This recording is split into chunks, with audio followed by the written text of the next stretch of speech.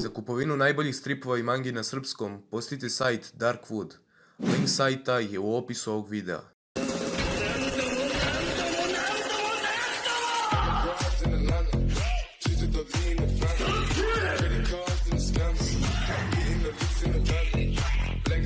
I lepo zaželim svima, ja sam Balkanski Učiha i u današnjem videu ćemo pričati o svetu mrtvih. U Narutoversu je ovaj svet itekako bitan, a ovisno smo dobili jako malo objašnjenja. Upravo zbog manjka informacija sam stvorio teoriju koju ćete čuti u nastavku videa. Sve do Tobiraminog vremena ljudi nisu bili u stanju da vraćaju mrtvu život u spomen čakre. Tobirama je stvorio ovu tehniku, međutim nije je dovoljno razvio i koristio, tako da je za popularnost ove tehnike najviše zaslužen Orochimaru. Prvi put nam je ova tehnika prikazana u borbi protiv Hiruzena. Iako nije uspio da stvori perfektnu Hashiramu i Tobiramu, a Minata čak nije uspio ni da prizove, oni su bili izuzetno moćni. Dovoljni da nateraju Hiruzena da iskoristi samoubilačku tehniku poput tehnike kosača smrti. Kabuto je bio taj koji usavršio ovu tehniku. Za vreme četvrtog Shinobi rata, tehnika reanimacije je imala ključnu ulogu. Kabuto je uspio da reanimira i uspešno kontroliše ogroman broj moćnih Shinobija. Ovaj način vraćanja u život nije dugotrajan. Osoba se ne oživi, već samo reanimira. Za ovu tehniku je potrebno jedno telo i DNK osobe koje će biti reanimiran. Kada se tehnika izvede, pepeo se nakupi oko tela i konačno telo dobije izgled, sećanja i moći osobe čiji je DNK korišćen. Moguće je oživjeti osobu i na drugi način, pomoć Rinnegan. Ovo je drugačiji način oživljavanja gde se osoba oživi u potpunosti. Nagato je na ovaj način uspeo da oživi sve osobe koje je ubio tokom napada na Konoha. Isto tako i Madara ga iskoristio u trenutku dok je bio reanimiran kako bi oživao samog sebe. Pored ovoga postoji još jedan poseban način koji je bio kidaž za snimanje ovog videa. Ovakvo oživljavanje prikazali su samo Obito i Hagoromo. Naime, Hagoromo, iako je mrtav, uspeo je da se duhovno vrati u svet živih i tako je stekao određeni vid besmrtnosti. Istu stvar je uradio i Obito. Za vreme četvrtog Shinobi rata ubijen je od strane Kaguje,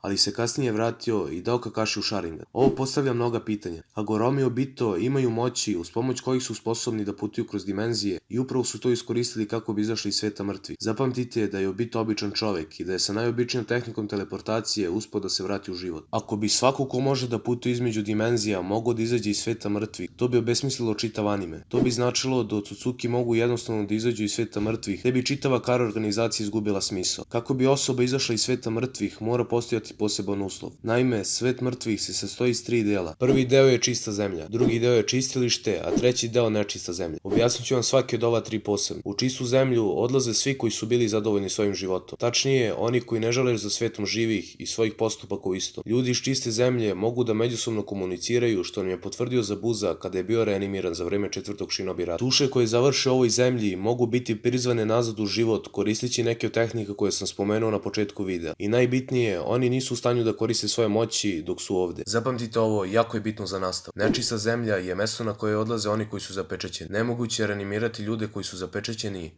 odnosno koji su u nečistoj zemlji. U ovoj zemlji nema komunikacije između duša. To nam pokazuje scena u kojoj Orochimaru reanimirao prva 4 Hokage. Minato je u trenutku kada je iskoristio pečat kosača smrti umro i njegova duša biva zapečećena. Nikada nije otišla u čistu zemlju, te on nikada nije mogao da upozna Hashiramu i Tobiramu. Njih dvoje su za vreme Orochimarovog napada na selo zapečećeni od strane Hiruzena. Oboje su tada otišli u nečistu zemlju, ali opet nisu znali Minata, što potvrđuje moja reči od malopre. Stigli smo do čistilišta, koje je najvažnije za današnji video. Čistilište je mesto na koje odlaze sve osobe koje ne mogu sebi da oproste određene stvari života, odnosno oni koji žale zbog svojih postupaka. Ljudi ovde mogu da koriste svoje moći. Obito je završio upravo ovde. Žalio je zbog toga što je uvukao čitav svet u patnju i uz pomoć Kamuja se vratio kako bi ispravio svoju grešku. Dao je Kakashi u Sharingan i time se iskupio i otišao u čistu zemlju, odakle se više neće vraćati, osim ako ne bude reanimiran. Isto i sa Hagoromom. On je bio nezadovoljan zato što se njegovi sinovi međusobno ubijaju i to mu je dozvoljilo da dugo godinama luta zemlju. Sada, kada su Naruto i Sasuke u miru, Hagoromo više nije nezadovoljan i konačno može da ode u čistu zemlju. U čistilištu duše mogu komunicirati, što nam je prikazano u trenutku kada je Kakashi umro za vreme Painovog napada. Kakashi se našao sa svojim ocem u čistilištu. Ljudi koji odu u čistilište se ne mogu reanimirati uz pomoć tehnike. Tek kada se oni očiste i odu u čistu zemlju, moguće ih je vratiti. A to nije nimalo lako kada nemaš moći uz pomoć kojih je moguće vratiti su svet živih. Kakashi je otišao u čistilište zbog neizgleđenih odnosa sa svojim ocem. Posle razgovora sa Sakumom, Kakashi se pomirio sa svojim ocem